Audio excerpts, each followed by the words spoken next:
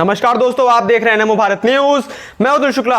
दोस्तों, अभी बीते दिनों उत्तर प्रदेश के मुख्यमंत्री योगी आदित्यनाथ अचानक से दिल्ली के दौरे पर गए थे, जहां पर उन्होंने अमित शाह और प्रधानमंत्री मोदी से मुलाकात की थी और उनसे आशीर्वाद लेकर वापस आए थे। और जब से वो दिल्ली से प्रधानमंत्री मोदी का आशीर्वाद लेकर आए हैं, तब से वो वापस अपने उस रूप में आ गए हैं जिसके लिए वो जाने जाते हैं। जब से योगी दिल्ली से वापस आए हैं, तब से उन्होंने एक बार फिर से ताबड़तोड़ एक्शन लेने शुरू कर दिए और उनके इस एक्शन ने उस समय की यादें ताजा कर दी जब योगी ने उत्तर प्रदेश का कार्यभार संभाला था। योगी ने मुख्यमंत्री बनते ही सबसे पहले एक रात में प्रदेश में बीफ पर बैन लगा दिया था और उससे जुड़े बूचड़ खाने को भी बंद करवा दिया था। सरकार ने आते ही, या यूं कहें कि सरकार ने ठीक से कामकाज संभाला भी नहीं था कि जगह जगह एंटी रोमियो दस्ते बनवा दिए गए थे और देखते ही देखते वो चर्चा में आ गए। सड़क से लेकर 24 घंटे बिजली की सुविधा तक क्या क्या काम नहीं किए गए। साथ ही ऐसे कई कारनामे कर दिखाए जो कभी उत्तर प्रदेश में हुए ही नहीं थे।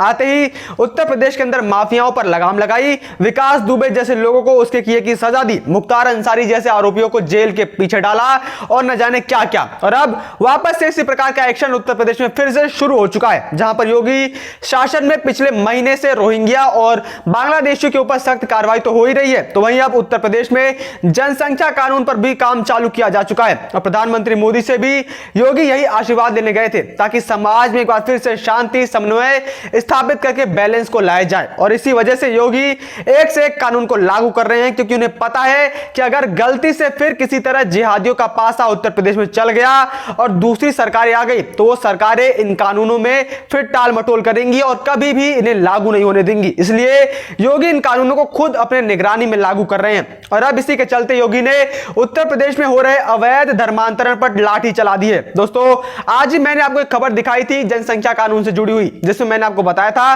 कि कैसे इस देश के अंदर कुछ लोग भारत की जनसांख्यिकी को बदलकर इस देश को आईएसआईएस का गुलाम बनाना चाहते हैं। और अब उसी से जुड़ी हुई एक बड़ी खबर सामने आ रही है जिसने पूरे देश को हिलाकर रख दिया है और यकीनन इस खबर को देखकर आपको भी खून खौल उठेगा। अब आखिर क्या है पूरा मामला, उसको समझने के लिए आप इस वीडियो को पूरा अंत तक देखते रहिए और साथ ही आप इस वीडियो को ज्यादा से ज्यादा शेयर करना मत भूलिएगा। और दोस्तों, आपसे मेरा एक सवाल है कि अगर कोई व्यक्ति धर्म परिवर्तन के मामले में दोषी पाया जाए तो उसे क्या सजा देनी चाहिए, आप नीचे कमेंट बॉक्स में लिखकर जरूर बताइए। दोस्तों, पिछले कुछ समय से उत्तर प्रदेश के अंदर एटीएस यानी कि एंटी टेररिस्ट स्क्वाड काफी एक्टिव है, क्योंकि बीते कुछ समय से उत्तर प्रदेश में रोहिंग्याओं और अवैध बांग्लादेशियों को बसाने की साजिश हो रही है, जिससे कि उत्तर प्रदेश की जनसांख्यिकी को बदला जा सके। और अब इसी मामले में यूपी की एटीएस को बड़ी कामयाबी हासिल हुई है। लेकिन इस बार यह मामला रोहिंग्याओं को लेकर नहीं है, इस बार यह मामला धर्म परिवर्तन से जुड़ा हुआ मामला है। दोस्तों, उत्तर प्रदेश में हिंदुओं के धर्म परिवर्तन का बड़ा मामला सामने आया है। जबरन धर्म परिवर्तन मामले में यूपी एटीएस को बड़ी कामयाबी हाथ लगी है। लखनऊ पुलिस ने एक ऐसे रैकेट का भंडाफोड़ किया है जो अवैध तरीके से लोगों का जबरन धर्म परिवर्तन कराकर उन्हें मुस्लिम धर्म अपनाने पर मजबूर करता था। उत्तर प्रदेश पुलिस ने प्रेस कॉन्फ्रेंस कर इसकी जानकारी दी। यूपी एटीएस के मुताबिक दिल्ली से 2 लोगों को गिरफ्तार किया गया है। इन लोगों ने उत्तर प्रदेश में 1000 से अधिक हिंदुओं का धर्म परिवर्तन करवाया। इनमें गरीब और पिछड़ों के साथ ही बेघर, मूक बधिर और बेसहारा महिलाएं शामिल हैं। यूपी के ADG law and order Prashant Kumar के अनुसार गिरफ्तार कर आरोपियों को लखनऊ लाया जा रहा है। मुख्य आरोपी ने खुद भी अपना धर्म परिवर्तन कर रखा है। ADG law and order Prashant Kumar ने प्रेस कॉन्फ्रेंस करके बताया कि 2 जून को डासना में दोनों आरोपियों को गिरफ्तार किया गया था। जांच में पता चला कि ये लोग जबरन धर्मांतरण कराते हैं। पकड़ा गया उमर गौतम खुद भी धर्म परिवर्तन कराकर हिंदू से मुस्लिम बन गया था। उसके पिता का नाम धनराज सिंह गौतम है। अब वह धर्मांतरण अभियान चला रहा था।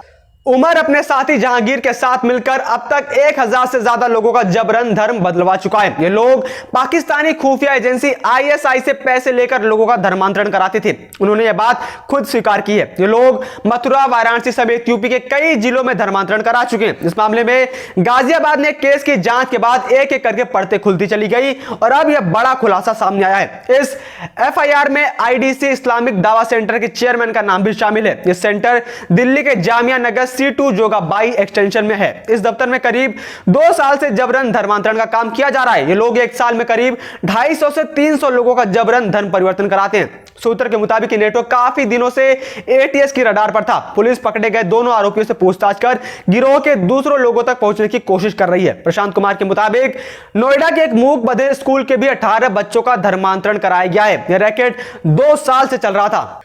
लोगों को डरा धमकाकर और लालच देकर धर्मांतरण करवाया जाता है। मूक बधिर बच्चों को निशाना बनाने पर एडीजी ने बताया कि Noida deaf society Noida centre 117 जो कि मूक बधिर का रेजिडेंशियल स्कूल है, यहां छात्रों को नौकरी शादी का प्रलोभन देकर धर्म परिवर्तन कराया जाता है। छात्र के परिजनों को इसकी जानकारी नहीं होती है। ऐसे एक बच्चे आदित्य गुप्ता के माता पिता से हमने पूछताछ की। बच्चे के परिजनों ने पुलिस को बताया कि पहले उन्होंने अपने बेटे की गुमशुदगी की रिपोर्ट कराई थी, जिसे बाद में 364 में परिवर्तित किया गया था। यह भी बताया कि उनका बेटा मूक बधिर है, धर्म परिवर्तन कराकर साउथ के किसी राज्य में ले जाया गया। इसके बारे में उनके मूक बधिर बच्चे ने वीडियो कॉल से बताया। इसी तरीके से गुड़गांव का भी एक केस सामने आया है। जिन बच्चों ने धर्म परिवर्तन किया वो इतने डरे हुए हैं कि आगे आकर कुछ बता भी नहीं पा रहे हैं। ये लोग आईएसआई व विदेशी संस्थाओं के निर्देश के अनुसार उनसे प्राप्त फंडिंग के आधार पर लोगों का धर्म परिवर्तन कराते थे। और फिर इतना ही नहीं, ये लोग धर्म परिवर्तित लोगों में उनके मूल धर्म के प्रति द्वेष और नफरत का भाव पैदा कर उन्हें